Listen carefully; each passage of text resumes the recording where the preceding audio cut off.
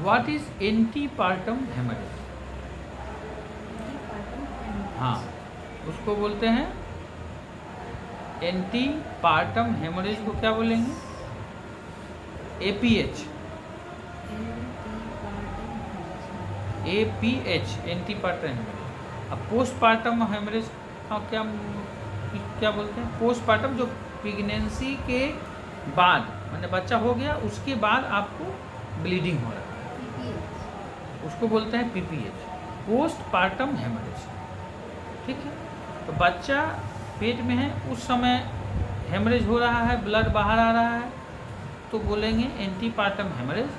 और बच्चा होने के बाद हो रहा है तो उसको बोलेंगे पोस्टपार्टम हेमरेज। अब इसमें हम लोग डिस्कस करेंगे कि एंटीपार्टम हेमरेज क्या है।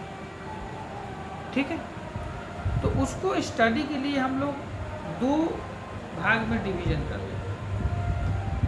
पहला है कि अब विथ पेन विदाउट पेन, एक कंडीशन है जिसमें पेन के साथ ब्लड आ रहा है, एक है विदाउट पेन, बिना पेन। तो वो अब जैसे किसी को थ्रीटेन एबॉर्शन, तो थ्रीटेन एबॉर्शन एक ऐसा कंडीशन है जिसमें हम लोग बच्चा को बचा सकते हैं। सिर्फ थ्रीटेन हुआ है, मैंने जस्ट स्टार्ट किया है। हाँ, तो threaten abortion is a type of antepartum haemorrhage. ठीक है, तो अब और क्या क्या कंडीशन है एंटीपार्टम हेमरेज? एक तो हो गया थ्रीटेन एबॉर्शन, दूसरा क्या हो सकता है, इसे विथ पेन, जैसे गिर गए और यूटरस में आपको चोट हो गया और प्लासेंटा आपका थोड़ा हिल गया, जगह से हट गया, उसकी वजह से आपको ब्लीडिंग है। उस कंडीशन को हम लोग बोलते हैं एब्रिप्टियो प्लासेंटा। हाँ, एब्रिप्टियो प्लासेंटा। ठीक है, चोट लगने से प्लासेंटा की कंडीशन चेंज हो गई, जिसके कारण ब्लीडिंग हुआ। ठीक है, ऐसे कंडीशन को हम लोग बोलते हैं एब्रिप्टियो प्लासेंटा। ठीक, इसमें भी आपका एंटीपार्टम हेमरेज होगा। सपोज कोई इन्फेक्शन हो, ठीक है, उसमें हो सकता है। और ऐसा कंडीशन जैसे यूट्रस आपका फेवरेबल नहीं है, बाइकॉर्नुएट यूट्रस है, यूट्रस के बीच में लाइन है, यूट्रस छोटा है। ठीक है, जो जहाँ प्लासेंटा होना चाहिए वहाँ नहीं है। ठीक है, तो ऐसे कंडीशन में क्या होगा, एंटीपार्टम हेमरेज। पेनलेस हेमरेज का क्या काम, तो उसको बोलते हैं प्लासेंटा प्रीविया। प्लासेंटा प्रीविया, जिसमें क्या होगा कि पेन नहीं हो। क्या कारण है उसका प्लासेंटा प्रीविया का, तो प्लासेंटा प्रीविया का मतलब है कि प्लासेंटा नॉर्मली जहाँ होना चाहिए वहाँ नहीं है, लो लेइंग प्लासेंटा।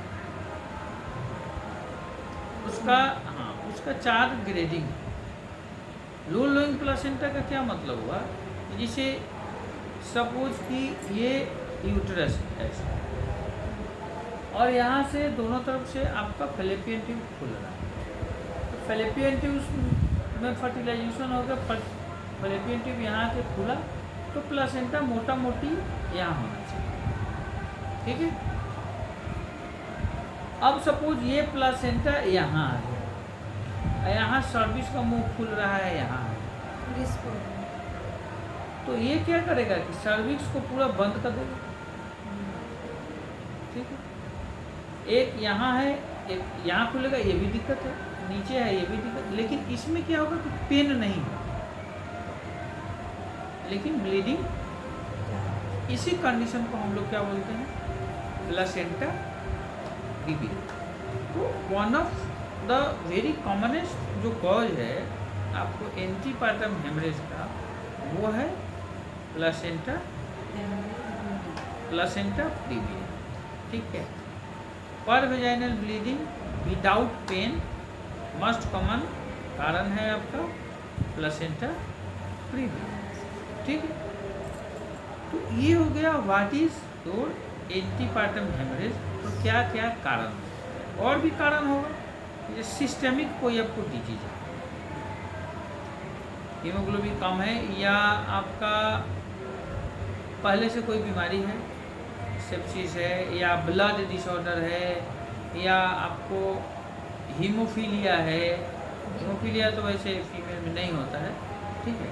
बाकी और कोई ब्लड डिसऑर्डर है जिसमें आपका प्लेटलेट कम है, तो बहुत सारा और भी कारण है जिसके कारण आपका एंटीपार्टम हेमरेज हो सकता है। ठीक है। तो इसको how do you manage antepartum haemorrhage?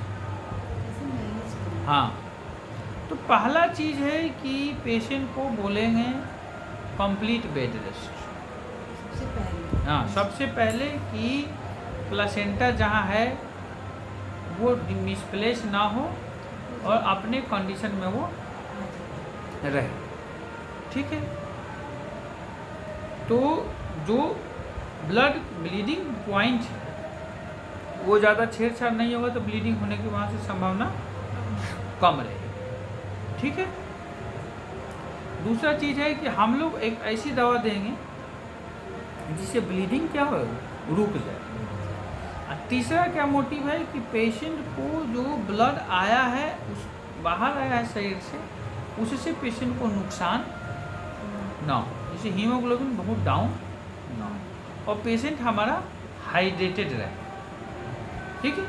IV fluid दे सकते हैं, बहुत ज़्यादा ब्लड कम है तो ब्लड चढ़ेगा, और पेशेंट रेस्ट में रहेगा। अगर पेन है तो पेन किलर देंगे। और मेन चीज़ कि है कि जिस कारण से एंटीपार्टम हेमरेज हो रहा है, उस कारण को खोज करके आपको उस कारण का इलाज करना है, तभी जाके एंटीपार्टम हेमरेज आपका रुकेगा और बच्चा बचेगा।